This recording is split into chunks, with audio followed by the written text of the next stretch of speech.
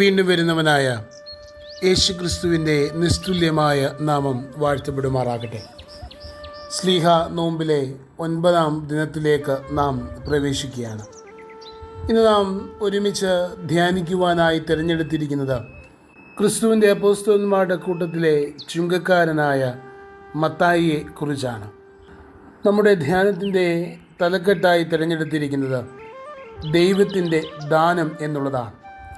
നമ്മുടെ ധ്യാനത്തിന് ആധാരമായി വിശുദ്ധ മത്തായി എഴുതിയ സുവിശേഷം 9-ാം അധ്യായം അതിൻ്റെ 9 മുതൽ 13 വരെയുള്ള വാക്യങ്ങൾ. 9-ാമത്തെ വാക്യം: യേശു അവിടെ നിന്ന് പോകുമ്പോൾ മത്തായി എന്ന പേരുള്ള ഒരു മനുഷ്യൻ ചുങ്കസ്ഥലത്ത് ഇരിക്കുന്നത് കണ്ടു. എന്നെ അനുഗമിക്ക എന്ന് അവനോട് പറഞ്ഞു. അവൻ എഴുന്നേറ്റ് അവനെ അനുഗമിച്ചു. അംഗീകാര യോഗ്യമല്ലാത്ത തൊഴിൽ മേഖലയിൽ നിന്നും യേശുവിൻ്റെ വിളി കേട്ട് തൽക്ഷണം എല്ലാം ഉപേക്ഷിച്ച് യേശുവിനെ അനുഗമിച്ച അനുഗ്രഹീതനായ ശിഷ്യനാണ് മത്തായി ശ്ലീഹ. അദ്ദേഹത്തിൻ്റെ സമർപ്പണവും ജീവിതത്തിൻ്റെ രൂപാന്തരവും സുവിശേഷ ദൗത്യവും നമ്മെ ഏറെ സ്വാധീനിക്കുന്ന ഒന്നത്രേ.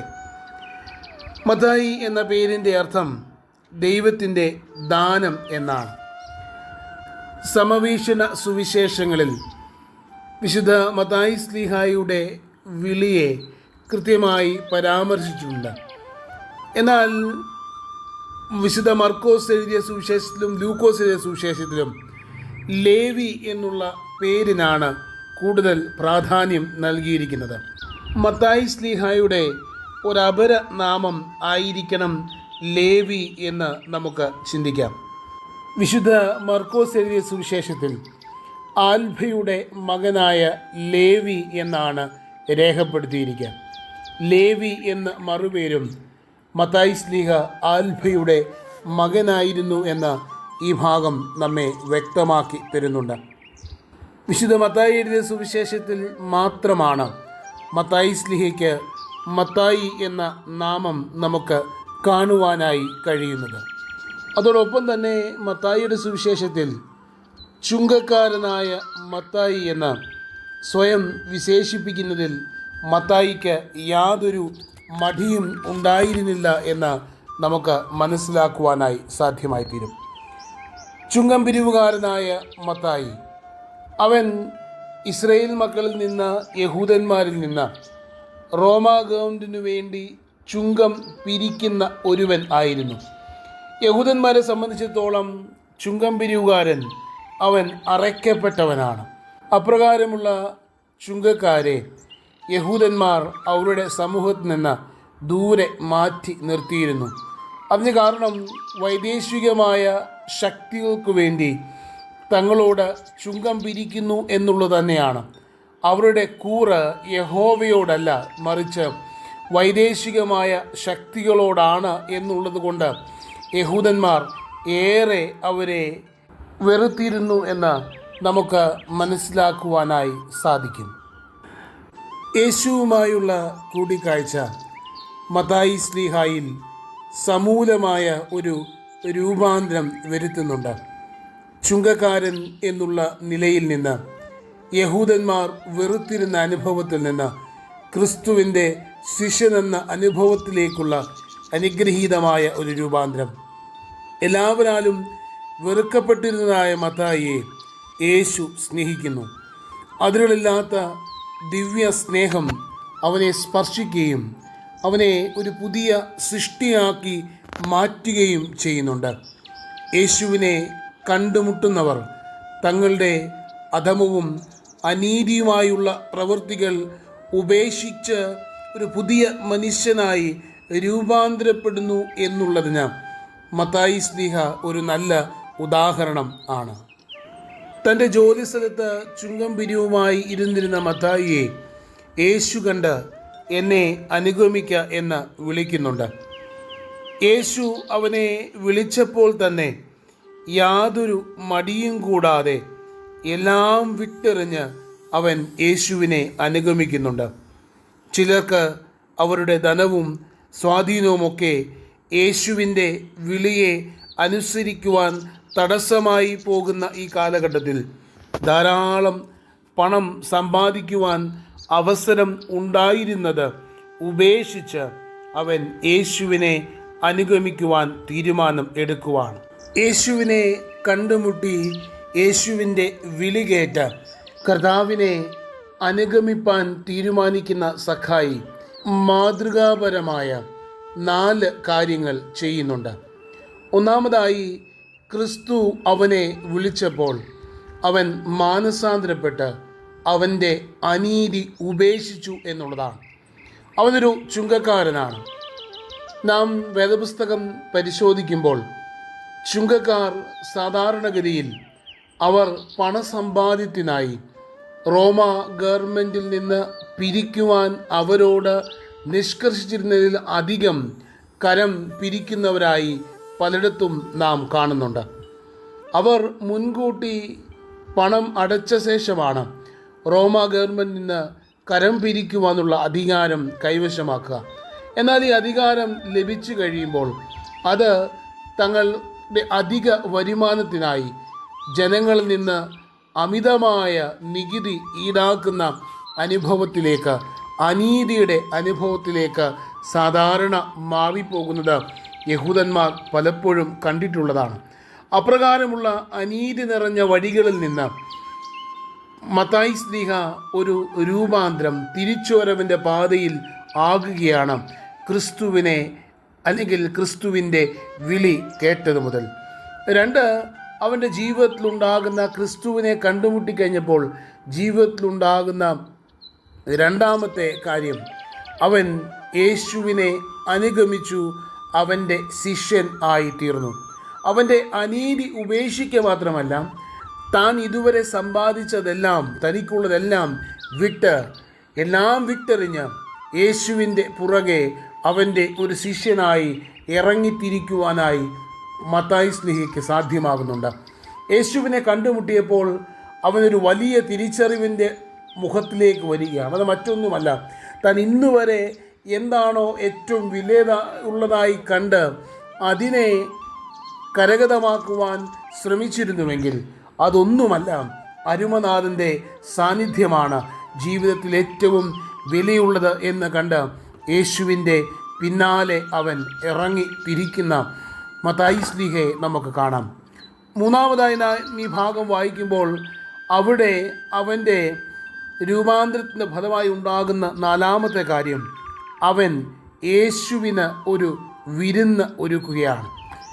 വിരുന്ന് എന്ന് പറയുന്നത് പലപ്പോഴും അത് കൂട്ടായ്മയുടെ അനുഭവമാണ്. എന്നാൽ ക്രിസ്തു ആ വിരുന്നിൻ്റെ കേന്ദ്രഭാഗമായി മാറുക എന്ന് പറയുമ്പോൾ അത് എല്ലാറ്റിനും അപ്പുറമായി അനുഗ്രഹീതമായ ദൈവികമായ കൂട്ടായ്മയുടെ അനുഭവമായി അത് മാറുന്നുണ്ട്. ഈ വിരുന്നിലൂടെ മത്തായി ശ്ലീഹ ഒരുപക്ഷെ നൽകുവാൻ ശ്രമിക്കുന്നതായ അനുഭവങ്ങൾ നമുക്ക് 3 കാര്യങ്ങൾ മനസ്സിലാക്കാം. അതൊരു ആഘോഷത്തിൻ്റെ വിരുന്നാണ്. മത്തായി തൻ്റെ പുതിയ ജീവിതത്തിൻ്റെ അല്ലെങ്കിൽ പുതിയ ജീവിതത്തിൽ അനുഭവിക്കുന്ന ആത്മീകമായ സന്തോഷത്തിൻ്റെ ആ വലിയ ആഘോഷമാണ്. ആ വലിയ സന്തോഷത്തിൽ അവൻ്റെ വീട് ഒന്നടങ്കം പങ്കുചേരുകയാണ്. പഴയ ജീവിതം ഇതാ കഴിഞ്ഞുപോയി. തനിക്ക് ഇല്ലാതിരുന്ന സമാധാനത്തിൻ്റെ അനുഭവം അമിതമായി ലഭിക്കുകയാണ്. ആ വിരുന്നിലൂടെ അതൊരു സന്തോഷത്തിൻ്റെ, നന്ദി പ്രകടനത്തിൻ്റെ, ആഘോഷത്തിൻ്റെ അനുഭവമായി മാറുന്നുണ്ട്. രണ്ടാമതായി, വിരുന്ന് അതിലൂടെ മത്തായി നമുക്ക് നൽകുവാൻ ശ്രമിക്കുന്നതാണ്. അതൊരു വിട പറയലിൻ്റെ അടയാളം കൂടിയാണ്. മത്തായി വിരുന്നിലൂടെ തൻ്റെ പഴയ ജീവിത ബന്ധങ്ങളെ എല്ലാം തകർത്തു കളയുന്നുണ്ട്. തൻ്റെ അധമമായ ജോലി ഉപേക്ഷിക്കുന്നുവെന്നും പുതിയ ജീവിതത്തിലേക്ക് പ്രവേശിക്കുന്നുവെന്നും താൻ മറ്റുള്ളവരോട് വിളിച്ചു പറയുവാൻ മത്തായി ഈ വിരുന്നിൻ്റെ സമയം ഉപയോഗിക്കുന്നുണ്ട്. സമൂഹത്തിൽ അവഗണിക്കപ്പെട്ട, വെറുക്കപ്പെട്ട ഒരു വലിയ കൂട്ടത്തെ യേശുവുമായി പരിചയപ്പെടുത്തുവാനും ഈ വിരുന്ന് അനുഭവത്തിലൂടെ മത്തായിക്ക് സാധ്യമായി തീരുന്നുണ്ട്. പഴയ ജീവിതം കഴിഞ്ഞു, ഇനിയും പുതിയത് എന്നതിൻ്റെ ഒരു വലിയ അടയാളമായിരുന്നു ആ വിരുന്ന്. 3, മത്തായി ഒരുക്കിയ വിരുന്നിൻ്റെ മൂന്നാമത്തെ പ്രത്യേകത അതൊരു സാക്ഷ്യത്തിൻ്റെ വിരുന്നായിരുന്നു.